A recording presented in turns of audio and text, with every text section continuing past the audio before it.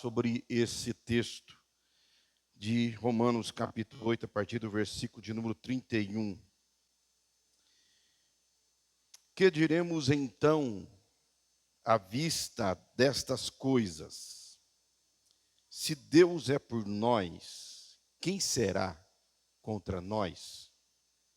Aquele que não poupou o seu próprio filho, mas por todos o entregou, será que não nos dará graciosamente com ele todas as coisas?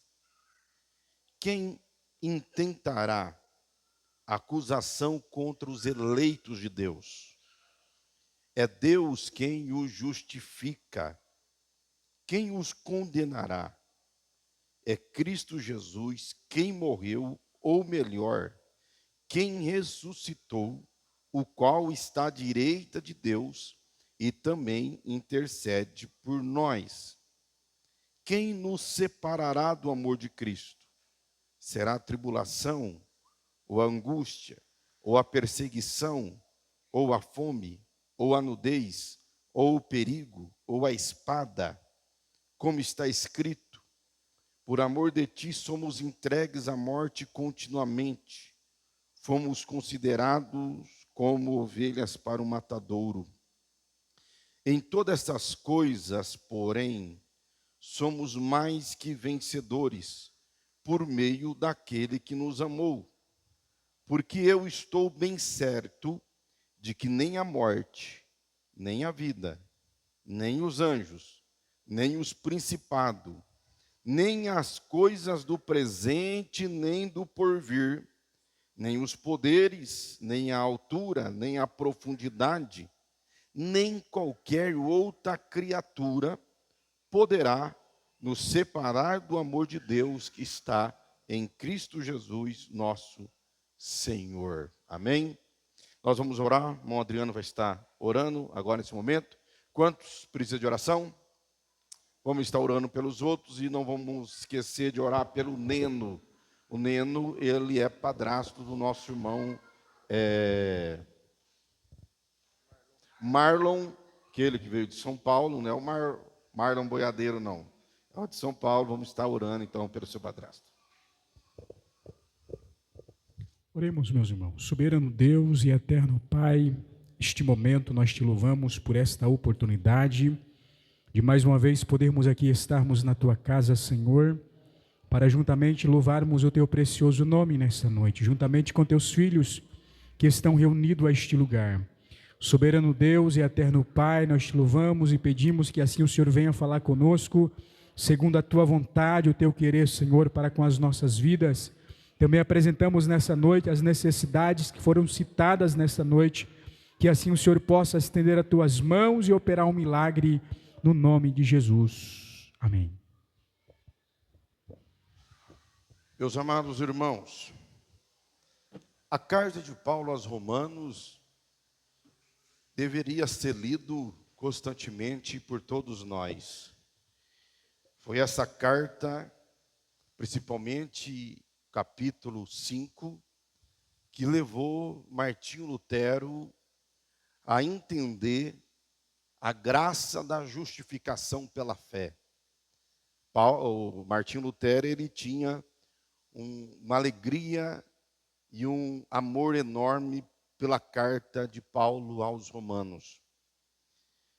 Para nós entendermos o que nós lemos aqui, porque Paulo diz no versículo 31, que diremos então à vista destas coisas? Então, à vista de que coisa? Para nós entendermos, é necessário então nós fazermos e procurarmos o contexto imediato anterior ao texto que nós lemos. Eu vou voltar ao capítulo 1 de Romanos. Paulo, quando ele escreve a sua carta, no capítulo 1, ele começa saudando aquela igreja que ele não ainda havia conhecido. Ele tinha um desejo enorme de estar entre os crentes que estavam em Roma, e como diz ele, também ter parte naquela graça, juntamente com eles. após toda a sua introdução, o seu prefácio e saudação, e a sua oração pelo desejo de um dia estar servindo a Cristo com eles em Roma, ele vai dizer no versículo 16, uma ministração que fizemos aqui, que ele não se envergonhava do Evangelho, porque o Evangelho é poder de Deus para a salvação de todo aquele que crê em Cristo. E ele vai começar a tratar sobre a injustiça e a impureza dos seres humanos, mostrando que o homem ele é indesculpável. Por que ele é indesculpável? Ele é indesculpável porque Deus se revelou ao homem. Ele vai usar aqui, a partir do versículo de número 18, dizendo que a ira de Deus é derramada, é revelada do céu contra toda impiedade e injustiça. E no versículo de número 20, ele fala que os seres humanos são indesculpáveis, porque Deus se apresentou ao homem através da sua criação. A criação revela o Deus Criador, porque é inconcebível a ideia de que tudo que existe veio a existir do nada, veio a existir de uma explosão, veio a existir de uma evolução.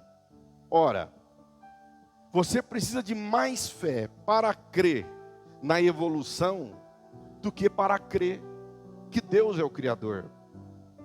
Disse que a evolução, de modo simbólico, é como ou a criação a partir do nada, através de uma explosão, sem ter um princípio, um agente criador. É como se passasse uma tempestade, e depois que aquela tempestade passou, ela deixasse um avião totalmente montado e apto para se usar para voar. Você consegue entender algo nesse sentido? De uma tempestade, um vento, reunir peças de todos os cantos e montar um avião, e você entrar nele, ligar ele com toda aquela parafernália tecnológica funcionando corretamente. É preciso mais fé para ser ateu do que para ser crente, esta é a verdade. E Paulo ele diz que o homem é indesculpável porque Deus ele revelou o seu poder, ele se revelou ao homem através da sua criação. E o homem, ao invés de dar glória a Deus, o homem criou para si imagens de escultura.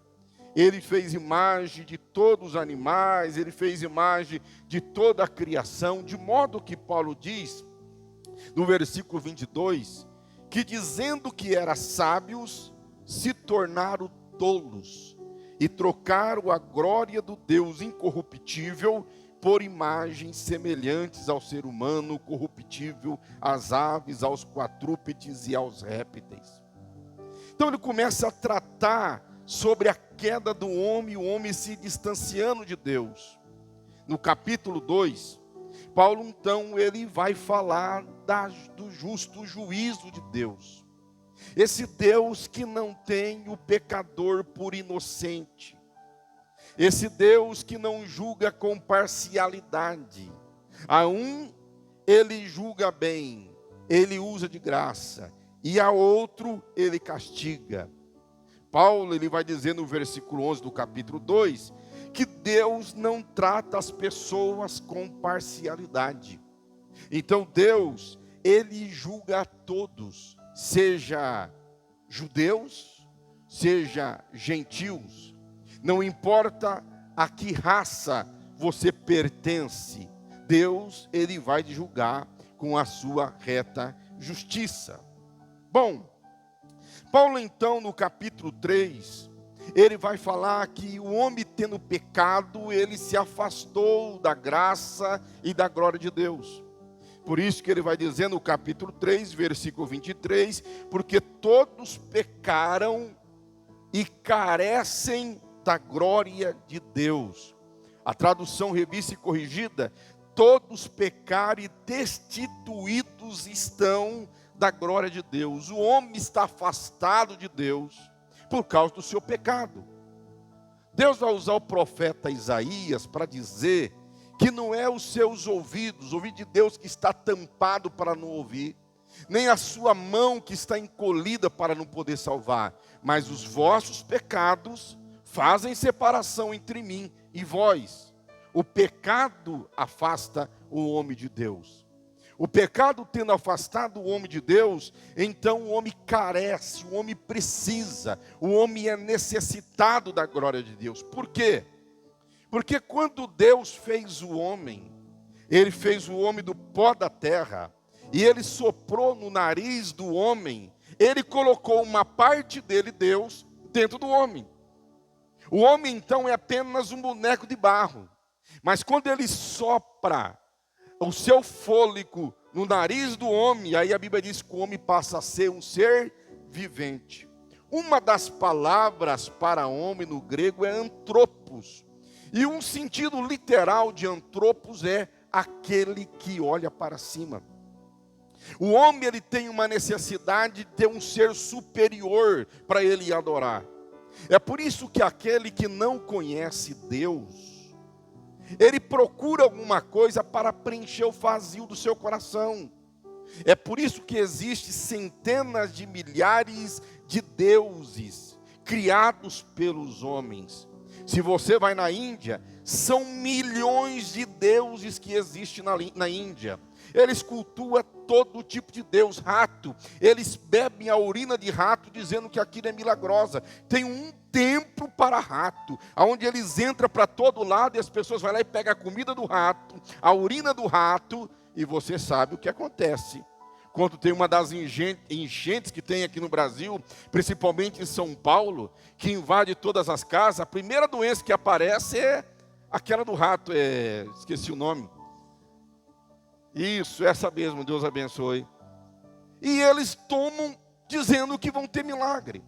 Então o homem tem uma necessidade de ocupar o seu vazio, ele tem uma necessidade de cultuar alguma coisa, e ele está totalmente distante de Deus, por não conhecer a Deus.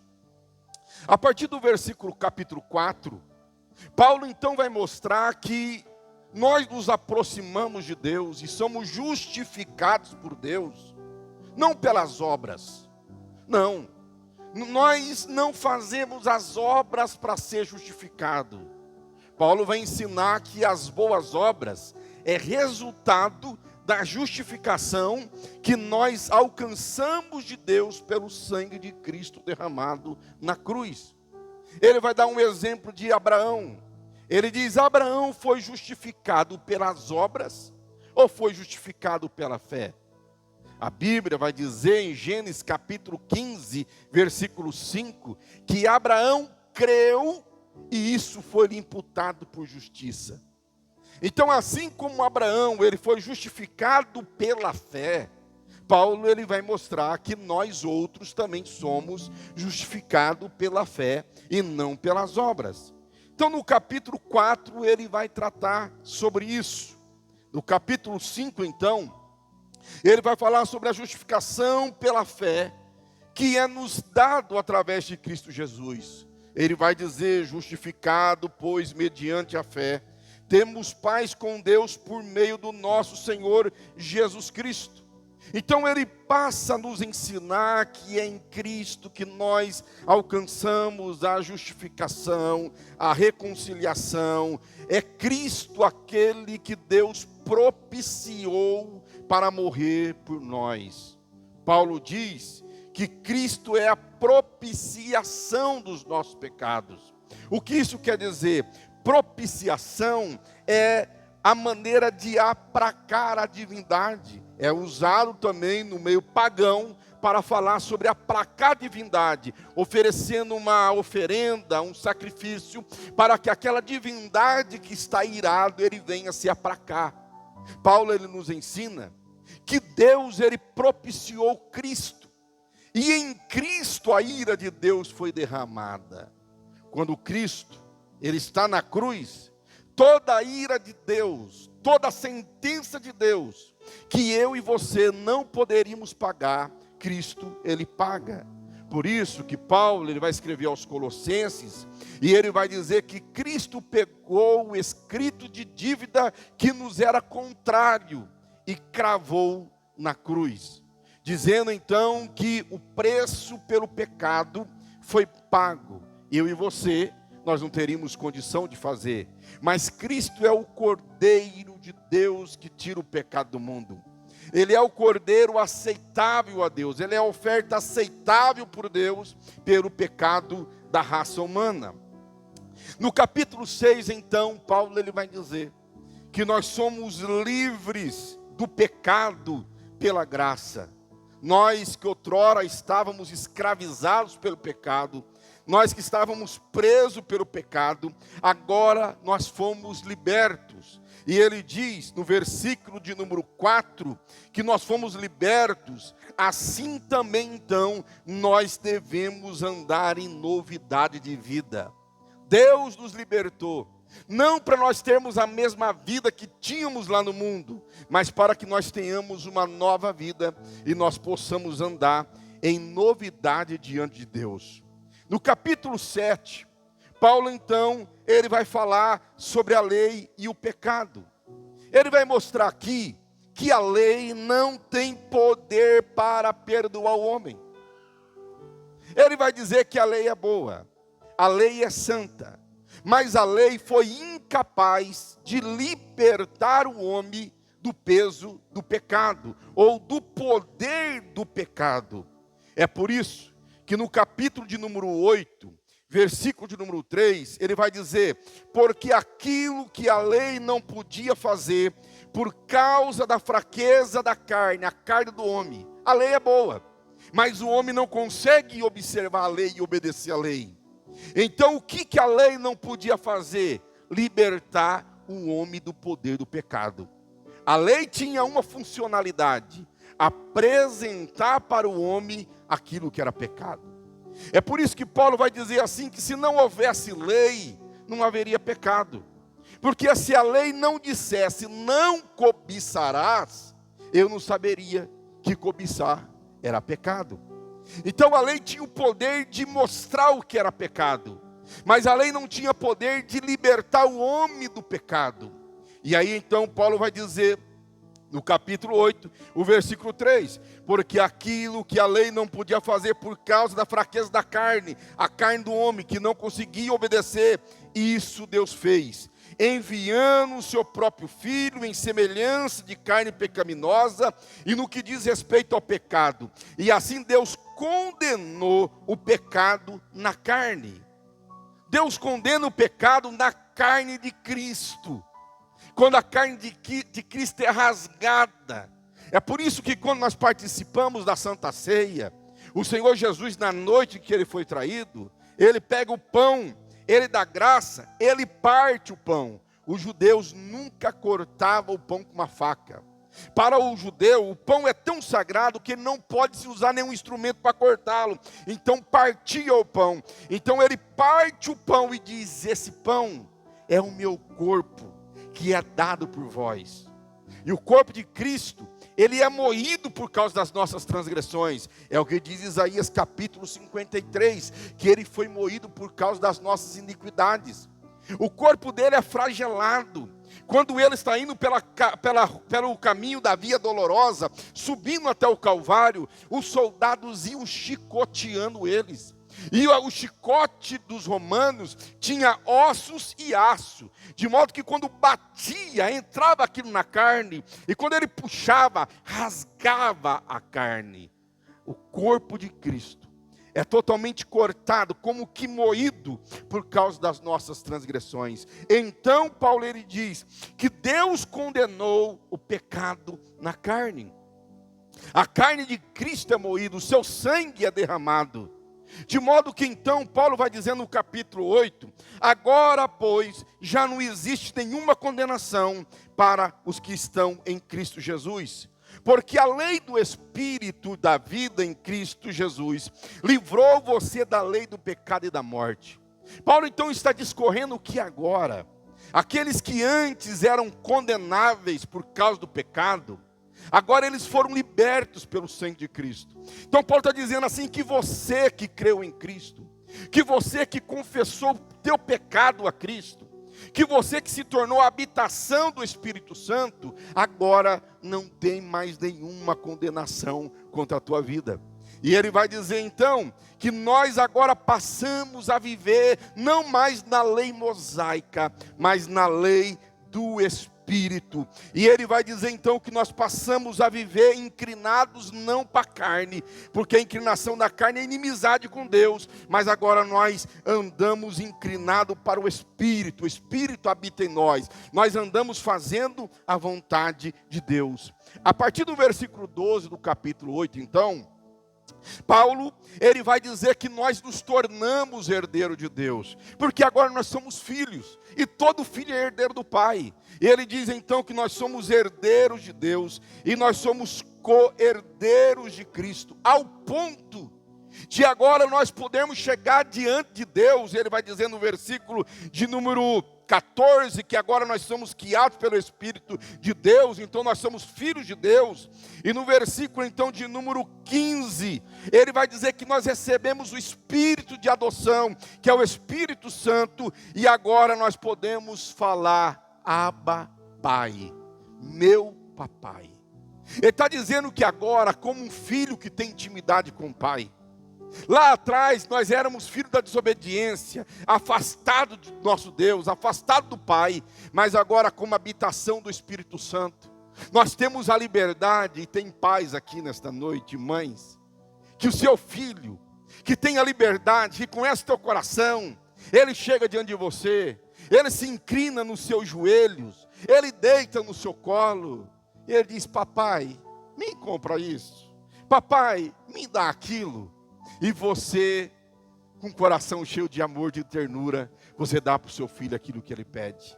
Ele está dizendo que agora nós fomos comprados pelo sangue, perdoados, somos a habitação do Espírito Santo. Nós temos a liberdade de sentar no colo do nosso Pai e chamá-lo de papai.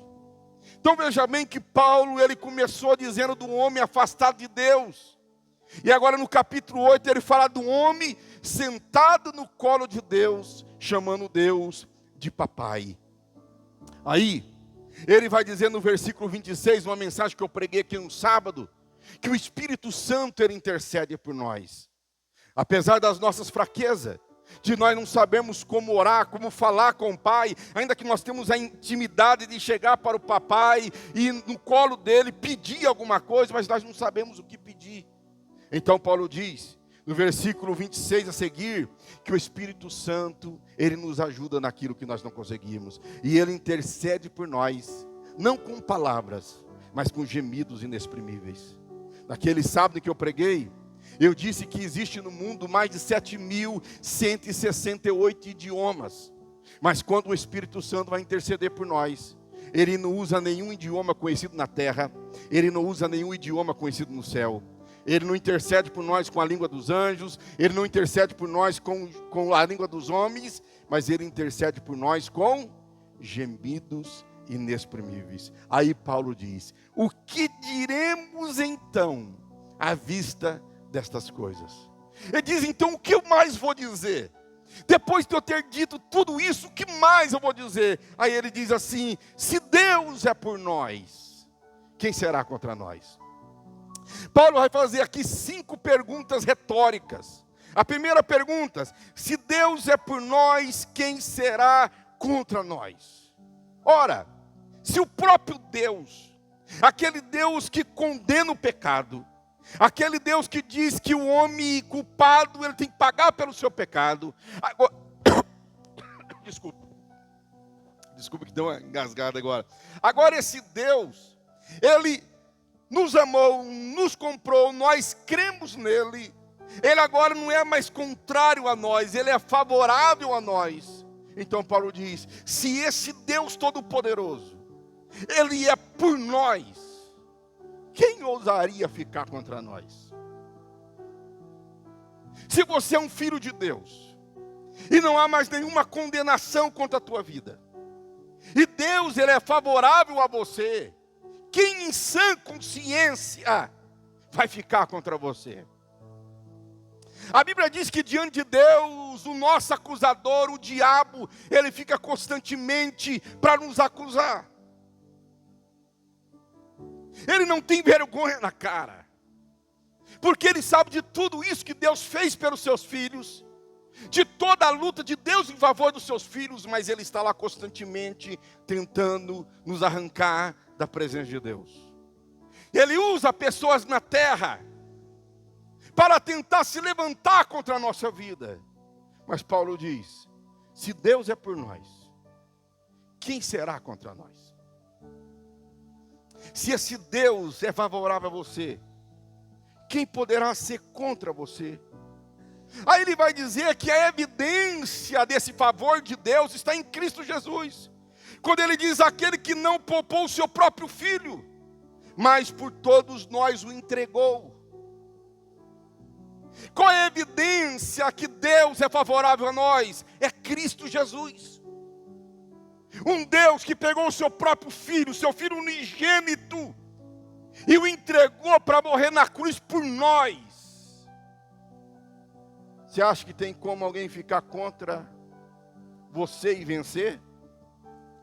É interessante que Paulo ele vai dizer que Cristo, ele é a nossa propiciação.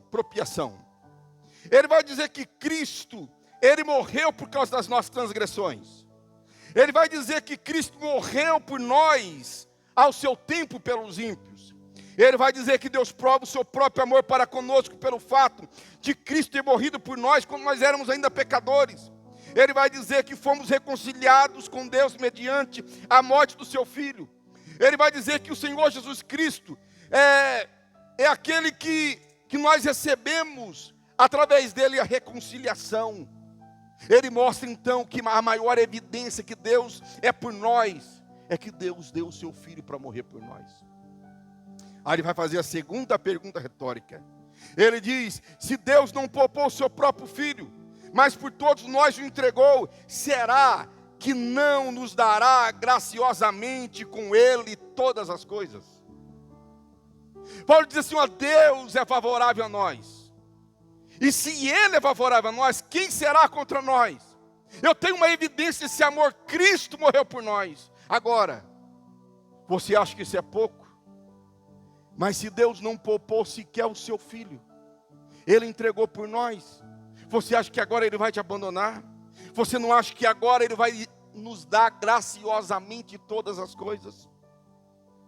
Aqui todas as coisas que Paulo diz, é todas as coisas para nós vivermos bem, e todas as coisas para nós servirmos a ele melhor.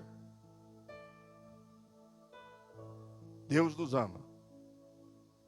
Ele é favorável a nós, e ele nos dá tudo o que nós precisamos para vivermos melhor e para servirmos a ele melhor. Você acha? O que você tem de maior, mais precioso? O que você tem de mais precioso na tua vida? Agora, se você pegar isso que você tem de maior preciosidade e dar por alguém, você não vai dar aquelas coisas que tem menos valor também? Se o mais precioso você já deu? Paulo está dizendo: o que Deus tinha de mais precioso era o seu Filho, e ele deu. E você acha que ele não vai dar também as outras coisas? Aí Paulo vai fazer a terceira pergunta retórica. Ele vai dizer: quem tentará acusação contra os eleitos de Deus? É Deus quem o justifica. Paulo está dizendo assim: esse Deus que é favorável a nós, esse Deus que deu o seu Filho e nos dá tudo o que nós precisamos, esse Deus que nos justifica, quem então poderá nos acusar? Quem intentará acusação contra os eleitos de Deus? Muitas vezes nós ficamos preocupados com o que as pessoas estão dizendo de nós. Muitas vezes nós ficamos tão irados por ter vender nosso nome. Paulo diz: quem poderá te acusar você de alguma coisa se Deus já te justificou?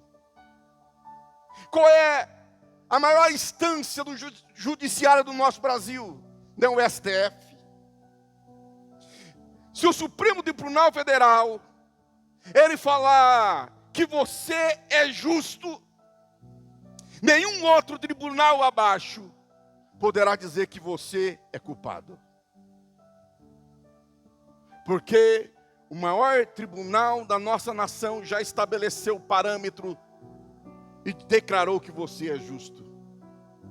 Paulo está dizendo, quem é maior que Deus? Porque Deus, ele não julga as ações apenas. Antes de Deus julgar as ações, ele julgou a intenção do coração. Qualquer juiz, ele vai fazer um julgamento a partir de provas estabelecidas. Qualquer juiz, ele vai processar, ele vai julgar através de ações e não de intenções. Agora, o Deus que nós servimos, o Deus da Bíblia, o Deus Criador, antes de julgar ações, ele já julgou a intenção. Não é o que nós temos falado nas terças-feiras anteriores sobre o Sermão do Monte. Agora, se esse Deus que é soberano, que conhece todas as coisas, que diz que não há nada oculto aos seus olhos, não há lugar longe nem perto, ele é o Deus do monte, ele é Deus do vale, ele é Deus de perto, é o Deus de longe. Você pode entrar no quarto, esconder, apagar as luzes e tampar aquele lugar de todas as brechas para ninguém enxergar. Deus está te vendo ali. Quando fala do lugar santíssimo, o lugar santíssimo estava fechado, não estava? Não tinha uma cortina. Ninguém conseguia ver lá dentro, não entrava nenhum raio de sol lá dentro. Lá estava a Arca da Aliança. Mas diz assim, que a sombra dos querubins cobria a arca. Olha, para ter sombra, uma luz qualquer tem que bater de um lado aqui, ó, a minha sombra aqui. A luz. Conforme eu andar, ela vai vir para frente, ela vai vir de lado. Por causa da luz. Olha, se lá no lugar santíssimo não havia nenhuma lâmpada, não havia nenhuma vela, não havia nenhum candelabro, estava todo selado. Então, como havia sombra, porque lá estava a glória de Deus. Então, por mais que você tampe, se esconde, apague as luzes, Deus está lá dentro vendo.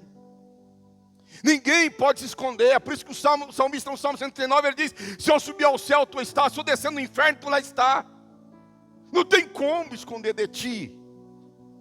Então, se esse justo juiz, que julga a todos, sem parcialidade, ele já lhe declarou justo, justificado.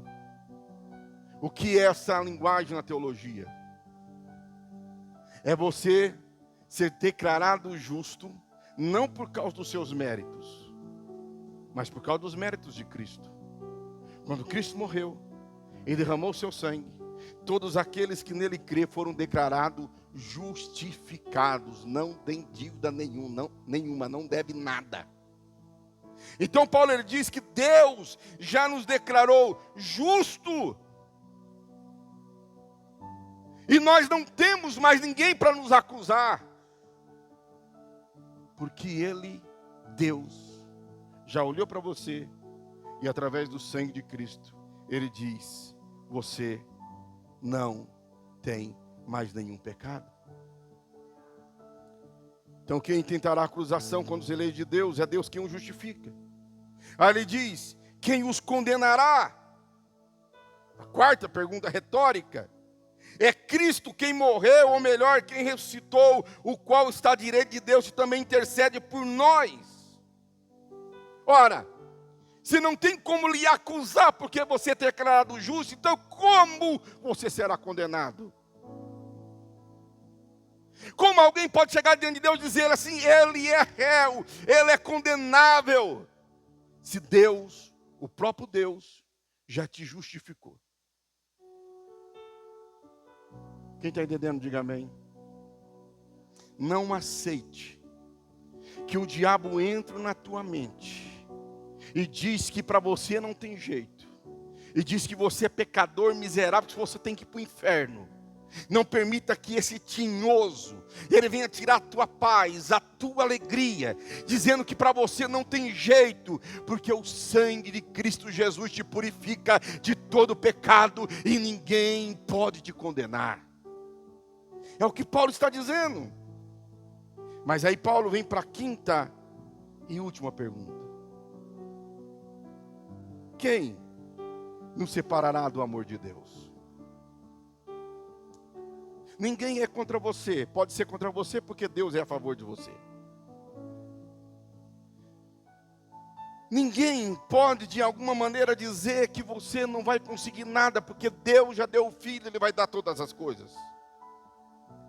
Ninguém pode te acusar, porque o Senhor já te justificou. Ninguém pode te condenar, porque Cristo já morreu.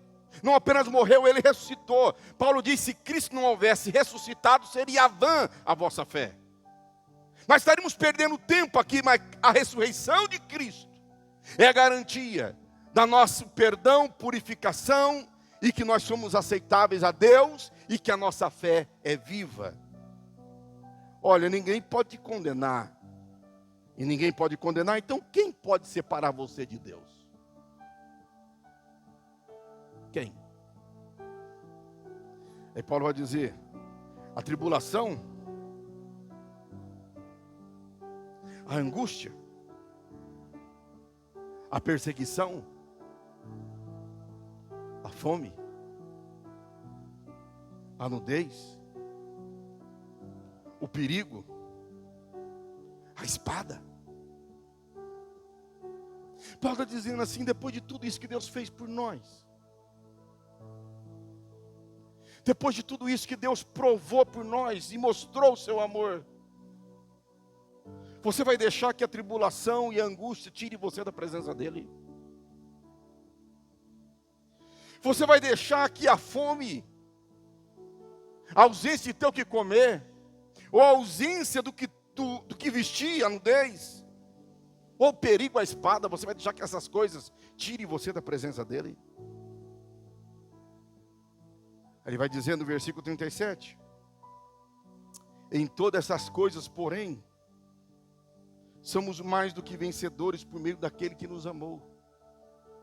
Querido, quem está escrevendo isso aqui, não é um aristocrata sentado numa cadeira de couro, ou num sofá de plumas, bebendo os melhores vinhos da época, comendo as melhores frutas da época, se alimentando das melhores comidas da época. Não. Quem está escrevendo isso aqui é um homem que foi açoitado, apedrejado, passou fome, sentiu a nudez, sofreu naufrágio, foi abandonado pelos seus amigos, foi desprezado, foi humilhado, foi zombado, enfrentou prisões e mais prisões. Nos lugares mais terríveis ele foi preso. Açoites e mais açoites, ele diz de uma quarentena menos 39 açoites. Um homem que sofreu enfermidades. É ele que está dizendo. E ele está dizendo que apesar de todas essas coisas, nós somos mais do que vencedores. Por meio daquele que nos amou, isso quer dizer, aquele que nos amou, aquele que morreu por nós, ele nos capacita de força para vencermos todas essas adversidades. De modo que ele diz, porque eu estou bem certo. E aqui é o homem que numa prisão em Roma, ele está vendo a sua hora chegar, a hora da sua morte. Ele vai escrever a Timóteo. Ele vai dizer assim: Timóteo, é chegada a minha hora. E eu vou ser oferecido como libação. Libação é oferta derramada. Então ele está bem ciente que a sua cabeça será cortada, o seu sangue será derramado. É esse homem que está dizendo isso. Ele diz: então eu estou bem certo que nem a morte, nem a vida, Porque muitas vezes a morte pode separar, muitas vezes é a vida que separa. Porque na nossa ânsia em ganhar a vida, em ter a vida, e uma vida plena, conforme o mundo nos afasta de Deus. Nem os anjos, nem os principados, aqui é as autoridades angelicais, aqueles que têm, porque no mundo espiritual também existe hierarquia. Então estamos falando dos principados, aqueles que são príncipes da maldade, os demônios que têm posição de hierarquia no inferno. Aí ele diz assim, isso aqui que me tocou hoje, quando eu estudava. Nem as coisas presentes, nem a do porvir. Ele tentou encontrar mais alguma coisa para ele colocar na sua lista daquilo que poderia nos separar de Cristo. E como talvez faltou na sua memória alguma coisa a mais, então ele diz, nem as coisas do presente, e nem a do porvir ou do futuro. Aí ele vai dizer um pouquinho abaixo, nem qualquer outra criatura poderá nos separar do amor de Deus. Porque ele está tentando encontrar algumas coisas que poderiam nos separar, mas faltou a ele. Então ele diz, qualquer coisa que possa existir, se ela foi criada, qualquer coisa, nada disso pode nos separar. Nem as coisas do presente. Há pessoas que têm medo do futuro por causa das experiências do presente que ele está vivendo. Vamos entrar no novo ano. E tem pessoas que já estão com medo do novo ano hoje, sendo que ele vai iniciar daqui uns dias ainda. Está preocupado e numa escatofobia, medo do futuro, por causa de experiências presentes. Mas Paulo diz, nem as coisas do presente, nem as coisas do futuro, nem os poderes, nem a altura, nem a profundidade, nem qualquer outra criatura poderá nos separar do amor de Deus que está em Cristo Jesus, nosso Senhor. Estamos terminando o ano de 2024. Talvez esse ano foi uma maravilha para você, talvez foi péssimo para você. Talvez suas experiências foram amargas esse ano. E por causa disso você está com medo do futuro. E quando eu sentei na minha mesa, estudando hoje, pedindo a Deus uma palavra, vi esse texto. Eu dizia a Deus, Deus, é a última mensagem de terça-feira. Eu preciso entregar uma mensagem para a tua igreja de esperança. E Deus está nos dizendo que Ele já fez por você. Ele comprou você com o sangue de Cristo. Ele entregou Cristo, em teu lugar. Morreu em teu lugar, pagou o preço em teu lugar, derramou o sangue dele. Ele colocou o Espírito Santo na tua vida. Nenhuma condenação mais existe contra a tua vida, porque o Espírito Santo habita em você. Ele está dizendo que esse Espírito Santo que habita em você faz com que você seja mais do que vencedor. Porque ninguém pode ser contra você, porque Deus é a seu favor. Ninguém pode impedir você de conquistar, porque Deus vai dar para você todas as coisas. Ninguém pode intentar acusação contra você, porque Deus já te justificou. Ninguém pode condenar você, porque Deus, Cristo já morreu e ressuscitou por você. E ninguém, nada. Você, aí é você. Você não pode deixar que nada separe você do amor dele. Você pode dizer amém? Na nossa vida vai surgir N coisas para tentar nos separar de Deus, para tentar nos levar para longe de Deus. Dificuldades físicas, financeiras, de relacionamento social, dificuldades dentro da igreja, porque aqui você não está livre, aqui não é todo mundo santinho, não, aqui tem santo do pau oco também. E pode tentar tirar você da presença de Deus. Problemas no trabalho, problemas e problemas. Mas Paulo diz que nós já somos mais do que vencedores em Cristo Jesus. Inclina a tua cabeça em nome de Jesus.